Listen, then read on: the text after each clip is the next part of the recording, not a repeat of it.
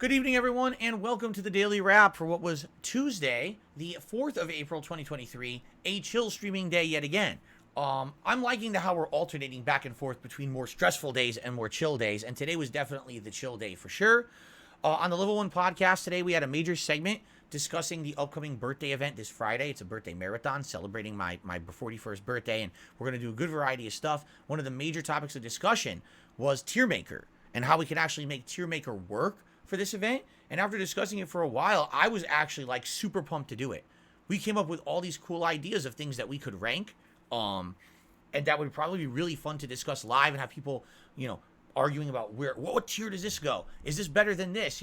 And we were actually at first, I think some people weren't sold on the idea. They thought it might be boring. Within like 10 minutes of talking about it, we were all excited to do one. We were like, oh, let's do it right now. We're like, no. That's why I said, oh, we're going to cancel all the streams today. We're just going to do Tier Maker all day. People were like, yeah, let's do it. I was like, no. I'm kidding. We're going to do this on Friday for the birthday event. Let's not get ahead of ourselves.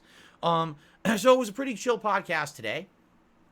And then the first stream today was Metroid Prime Remastered, where what we did is we continued on and did some more unlockables. I think we actually got the final ones. I think today it was the final cannon with the plasma cannon. And I think we also got a couple other things. We got a super missile or whatever. That was optional one. You don't really need it, but it was, cool to get an extra unlock. And what we did is we spent the whole stream kind of backtracking and going through the Phendrana Drifts, which is the ice area, and getting all the optional things we needed there. There was a health upgrade, there was a bunch of missile upgrades, there was a super bomb upgrade, and there was one or two of the Chozo artifacts. These are the 12 items you need to actually finish the game.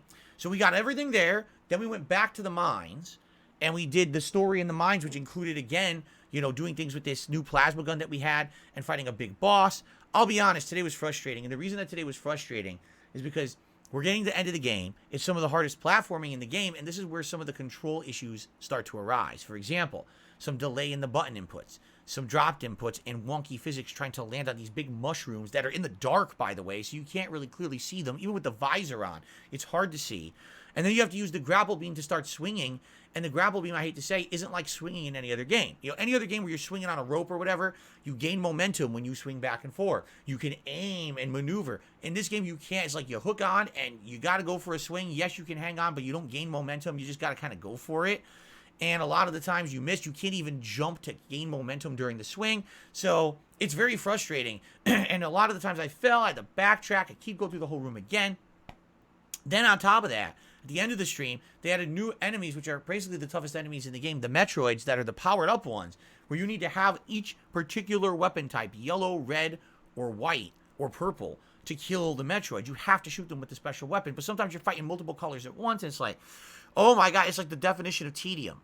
You're like, dude, we're in the end game. I just kind of want to go through and make advancement. Like, no, you have to spend 15 minutes battling this annoying room that they created just to annoy you at the end of the game. It's like, it basically shows that the game is still good, but man, it definitely shows being dated as well. Being an over 20-year-old game at this point, it makes sense that it's going to have segments like this that are frustrating, and now we're hitting those segments at the end of the game.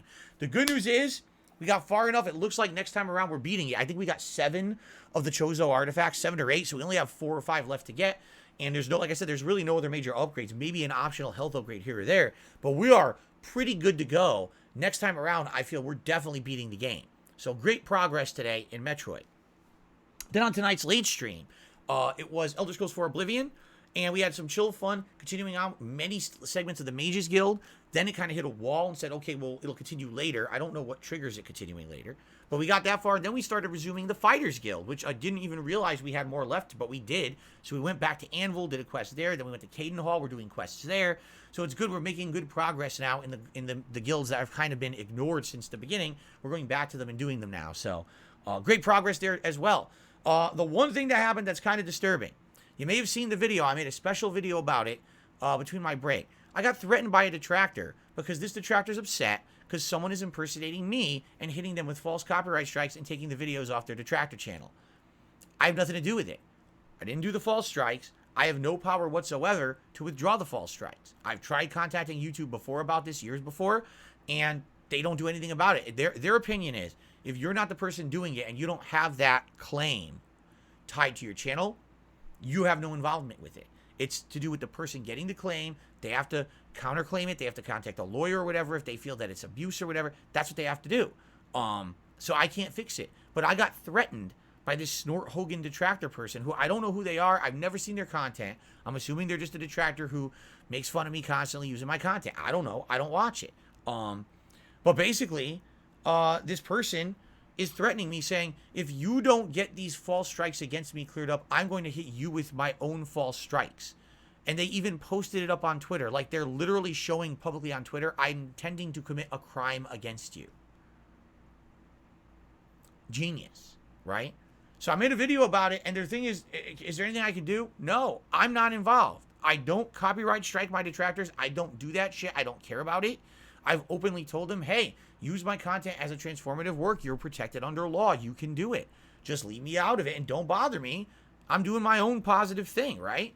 And that's kind of been the unwritten agreement. And the detractors know I'm not doing these claims. This has been happening over the years, over and over. They know I'm not involved. Why this one person thinks that they're going to get anything done by threatening me for things I can't fix and I'm not involved with, and then they're actually threatening doing crimes against me, I don't get it.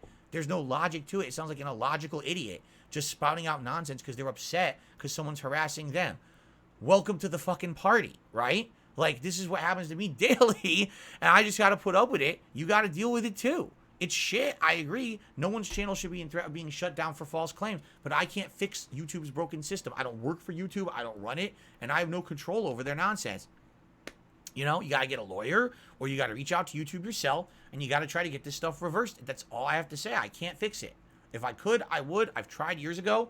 YouTube's attitude, if you didn't directly do it, you can't retract it. You have no involvement in it. So that's that. Guys, if anything happens to this channel in the next few days, you know what's going on. Someone publicly admitted they're going to commit crimes against me, and they have the intention to do it. That means that's intent. That's proof of a crime. If it happens, you can bet I'm going to be contacting YouTube and showing all the evidence and getting their shit erased from the internet. Because that's the legal right to do. If someone's committing a crime against you and they're violating YouTube's terms of service, you got to defend yourself, right? So we'll see what happens. I'm hoping for the best, that nothing happens, that this person isn't a complete idiot and does something dumb. But nothing I can do to stop them from being stupid. You know what I mean? Like, I can't. So let's hope for the best, all right? Now let's talk about tomorrow. All right, tomorrow is Resident Evil 4 day. And what I mean by that is we're making a push to finish Resident Evil 4 tomorrow. We have essentially 4 to 5 hours left in the game. All right, we just arrived at the island. And the island, I guess from what people are saying, is very different from the one in the original game, that there's a lot of challenge to it, but at the same time, they did redesign it, and it's different, and some people don't like how the island is. I don't know. I haven't done it yet. We just arrived there last stream. So first stream tomorrow, level 1 podcast, and then Resident Evil 4 Remake. I don't think we're going to beat it in that segment. So then what we'll do is a late night segment where, again, it'll be Resident Evil 4 Remake, and we'll try to finish the game. If we do, that's great. So I'll play it all day long and try to complete the game. All right?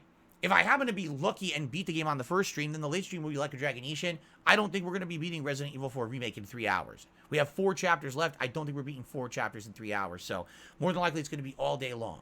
Then I'm off on Thursday. It's my actual birthday. I'll be spending time with my wife and doing things to prepare for my big marathon on Friday. Friday is the big birthday marathon all day long. All kinds of fun stuff going on. So I hope you'll join me for that. And then Saturday, DSP versus the Internet with Like a Dragon Ishin. And then Sunday, it looks like we'll finish Metroid Prime, dependent on the schedule stuff we're going to do, because we're going to look into the schedule during the marathon on Friday, and we're going to figure out what are the new games I'm playing, then we can determine what are the next games I'm playing. By Saturday, we should have a whole newly established schedule of what you can expect for new games and content coming up on DSP Gaming in the next few weeks, but we have to get to that point this Friday, okay? Guys, thank you all. Great streaming day today. Have a good night. And by the way, one final thing. I did record my review of The Conjuring, The Devil Made Me Do It. I'll be releasing that tomorrow over on DSP Reacts. So the next review coming out soon for you guys. Okay? Thank you, everyone. Please have a good evening. See you in the AM for the conclusion of Resident Evil. Peace out. Later.